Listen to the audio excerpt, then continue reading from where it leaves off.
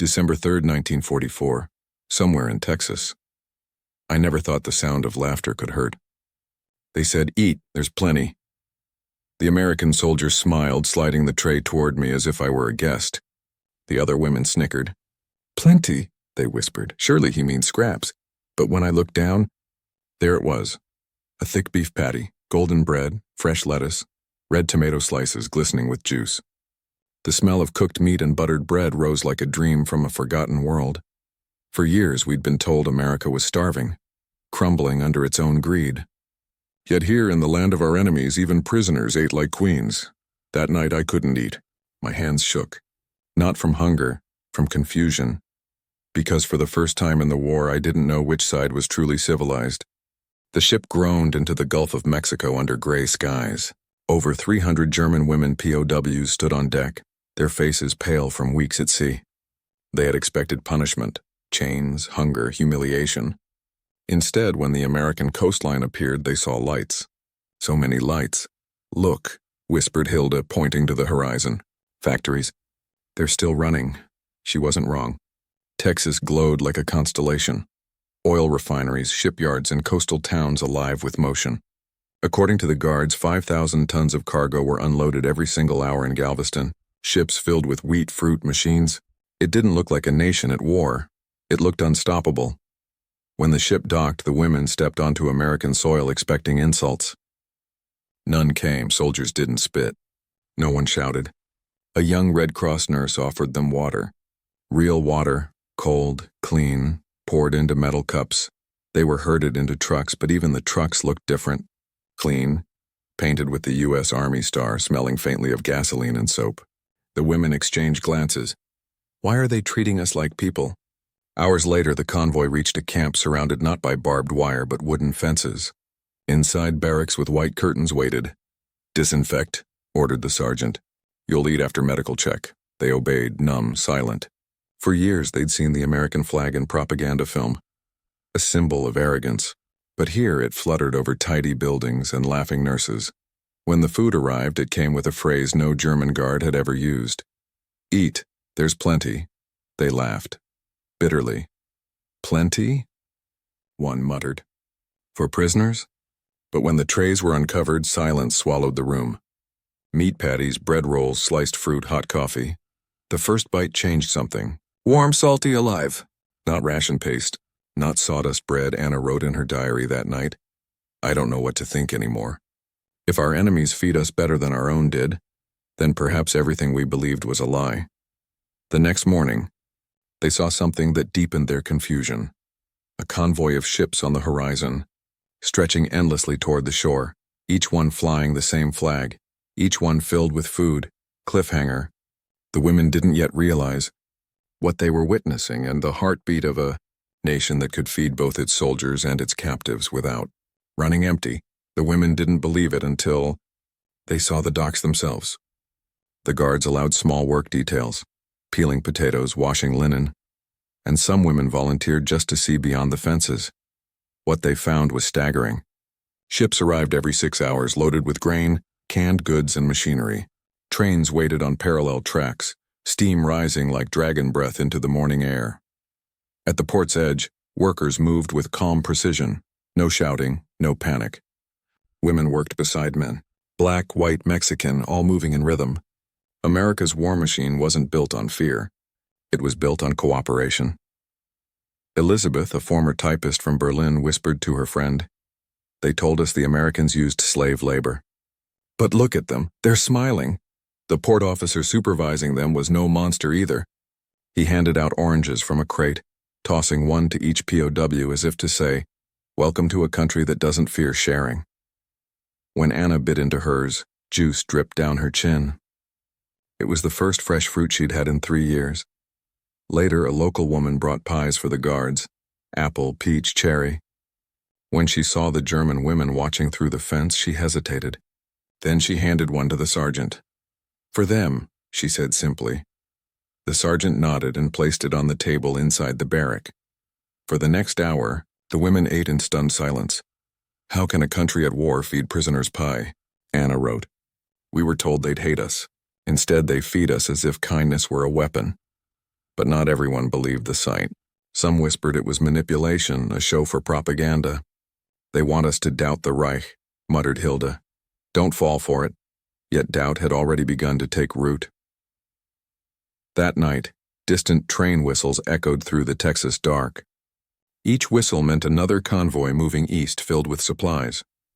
The women counted them, 1, 2, then 5. By dawn, 11 trains had passed and every car carried food.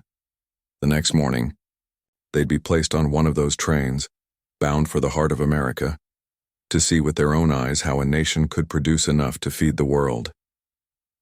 The train moved like a slow heartbeat across the vastness of America. It wasn't a prison train. No guards shouting, no rifles aimed at the windows. The cars smelled of oil, metal, and warm bread from a nearby baggage cart. Outside, endless planes rolled past them, green, gold, and impossibly alive. The women pressed their faces to the glass. Look, whispered Anna. The houses. They still have lights. In Germany, blackout curtains and bomb sirens were the rhythm of life. Here, neon signs blinked over diners, gas stations, and movie theaters. Children waved as the train passed, some running beside the tracks, tossing candy bars wrapped in bright foil. The women laughed nervously. Not at the candy, but at the absurdity of being welcomed by strangers. As night fell, the train passed through a city glowing like another planet. A billboard loomed above. Buy war bonds and feed the world. It wasn't just words. Freight trains thundered by in the opposite direction, each one stacked with crates of wheat, sugar, and canned food labeled for Europe. Inside the car, an American corporal leaned over and said quietly, "We're not starving you. We're feeding the world so no one ever has to fight again." His tone wasn't arrogant, it was tired, hopeful. The women didn't answer. How could they? For years they'd believed America was collapsing under chaos. But here it was, what orderly, strong, shining. When the train stopped at a small Kansas town, they saw something unforgettable. Women in overalls, Rosie the Riveter types, unloading metal parts into trucks. Teenagers running machines, older men supervising. Even children carrying baskets of lunch to the workers. No propaganda film had ever shown this. A country where everyone, from farmer to teacher, was part of the fight for freedom. The prisoners' disbelief grew with every mile. The trains passed fields of corn stretching beyond sight, rows of wheat like ocean waves, herds of cattle grazing freely. Elizabeth murmured, "How can one country have this much?" An old guard chuckled softly. "Because we don't burn what we fear. We build what we need." That night, Anna couldn't sleep. The sound of the tracks beneath the train felt like a lullaby and a question at once. "If this is the enemy," she wrote, "then what were we?"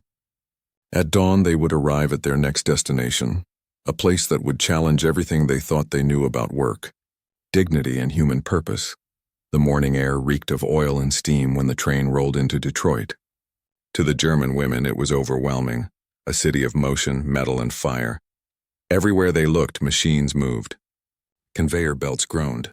Sparks showered down from welding lines. It was as if the entire city breathed industry. Their escorts led them to a viewing area above a massive assembly floor. Below, hundreds of women in uniforms worked side by side, riveting, welding, testing engines. They weren't soldiers, yet they moved with military precision.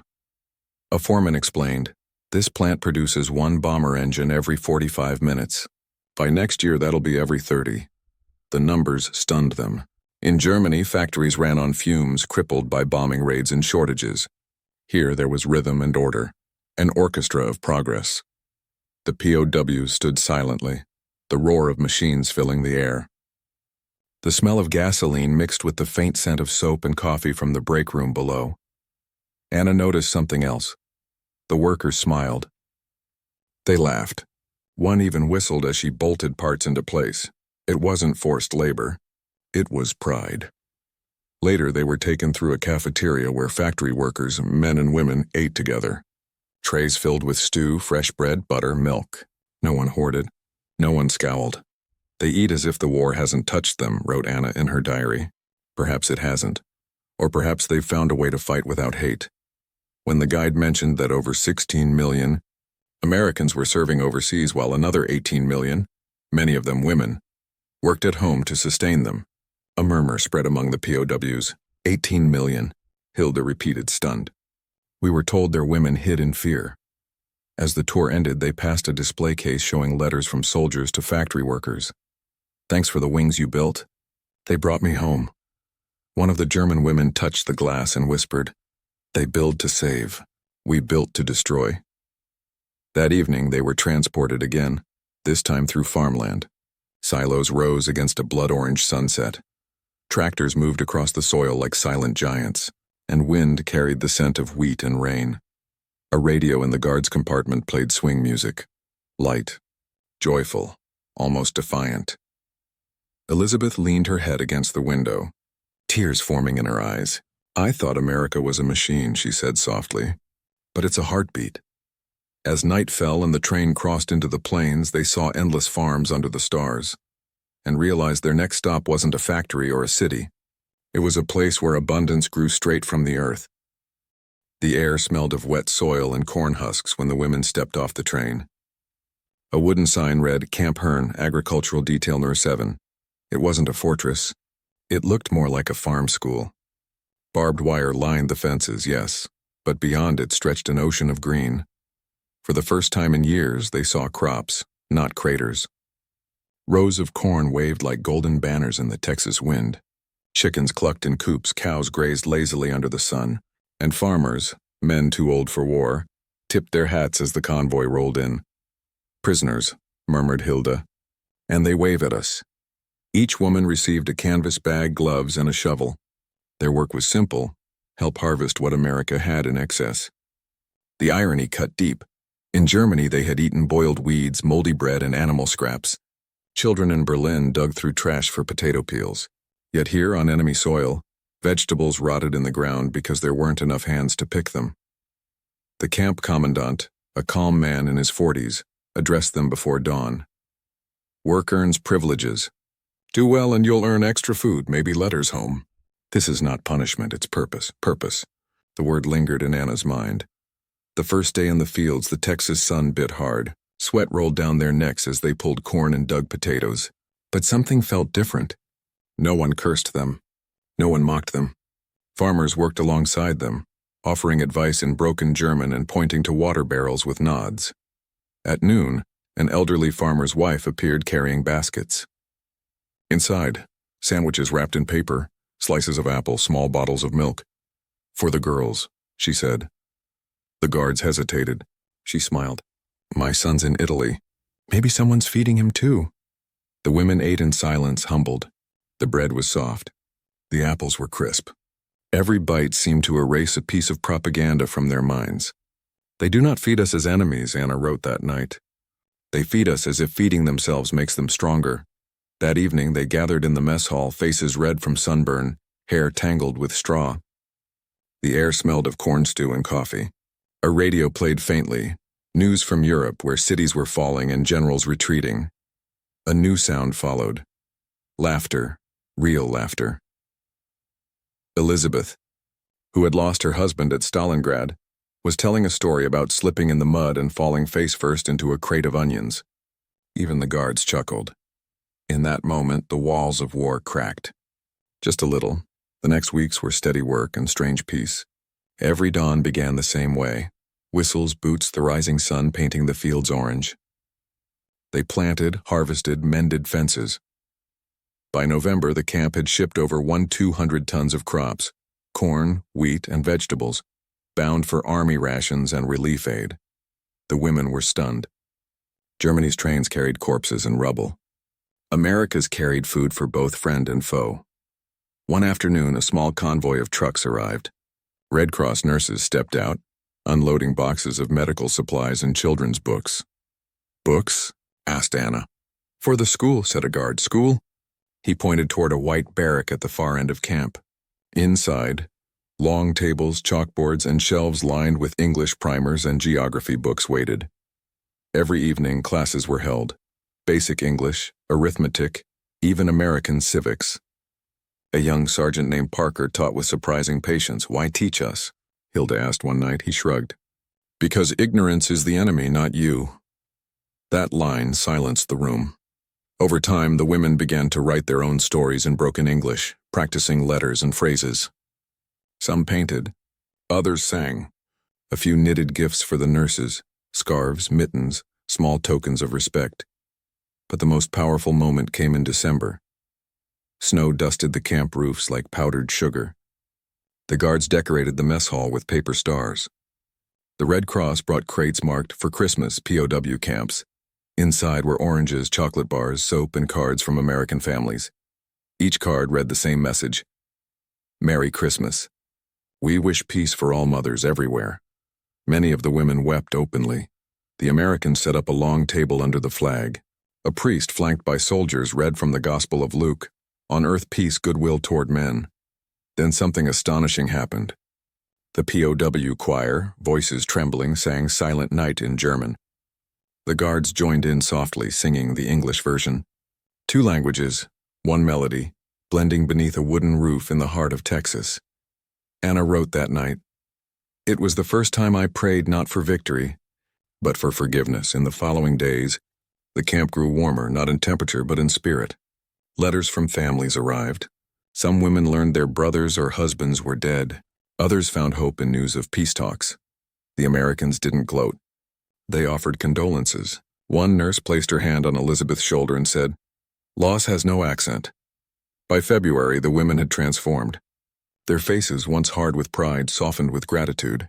They no longer whispered about escape. They whispered about returning home changed. The commandant gave them one final lesson. He pointed toward the full pantry and said, "Strength is not about hoarding.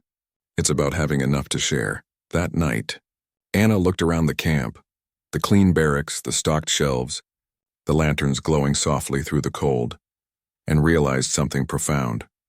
For all their power, Germany's leaders had built fear. For all their flaws, America had built faith. It came one cold morning in April 1945. The guards gathered in silence near the radio room, the usual hum of work absent. The women sensed it instantly. Something had changed. When the commandant finally spoke, his voice was heavy. "Berlin has fallen. The Führer is dead." No one moved. A few gasped. Others laughed nervously, thinking it was Allied propaganda. But the radio kept talking. BBC broadcast describing German surrender, the liberation of camps, the photographs that turned stomachs to stone, bodies piled like broken dolls, children with hollow faces, the names of places they'd once heard in whispers: Buchenwald, Dachau, Ravensbrück. The room spun. Elizabeth collapsed onto her knees. "No," she whispered. "They lied to us. They said those camps were for criminals. Not children." No one laughed now. The truth hit harder than any whip or hunger ever could. Anna couldn't breathe. Her mind flashed back to every propaganda speech, every slogan, every proud salute. She remembered sneering at Allied prisoners years ago, calling them weak. Now she felt nothing but shame. "We thought we were the chosen," she wrote in her diary that night. "But we were blind and they were human." The camp's American chaplain addressed them that evening. His words were simple, but they cut deep. War begins with lies. Peace begins with seeing the truth. No one slept that night. The barracks were filled with soft sobbing, murmured prayers, and the sound of torn photographs being burned quietly in the stoves. The next morning, something strange happened. The guards did not treat them with triumph. They didn't gloat. They simply carried on, serving breakfast, unlocking doors, offering clean clothes. Anna stared at the American flag waving over the camp. It no longer looked like an enemy's banner. It looked like a mirror, showing her what decency looked like when the guns were silent. "They could have hated us," she wrote. "Instead, they fed us. They could have mocked us. Instead, they forgave." June 1946. The buses lined up outside Camp Hearn, engines humming softly under the morning sun. The war was over. The women were going home, or what was left of it. Each carried a small bag, a uniform, a letter, and a memory they could never forget. As they boarded, American nurses shook their hands one by one. "Safe journey," they said. No bitterness, only warmth. When the convoy passed through the small Texas towns, people waved. Children held flags. Someone shouted, "Good luck, ladies," and a few women smiled through tears. On the ship back to Europe, Anna opened her diary for the last time. "They fed us when they didn't have to. They taught us when they could have punished. They showed us freedom is not a weapon but a way of living." Weeks later, when she stepped onto the ruins of Bremen, the air thick with ash and silence, she understood what America had truly given her. Not food, not clothes, but the ability to hope again. She gathered the neighborhood children and began teaching them English with the same books from the camp school. "You must learn," she said, "because understanding is the first step to peace." In the ashes of defeat, the women carried home more than rations or blankets, and they carried truth. The strength of democracy they had mocked now stood before them in kindness and order. America's abundance wasn't arrogance. It was faith in humanity's ability to rebuild. They had seen factories that never slept, fields that never starved, and soldiers who never hated. In every loaf of bread, every shared cup of coffee, lay a quiet victory, not of armies but of ideals. Anna's final diary entry read, "They conquered us without hatred, rebuilt us without conquest, and taught us that freedom's greatest strength is mercy." And so, the war ended not with vengeance but with humanity. Because sometimes, feeding your enemy is the most powerful act of all.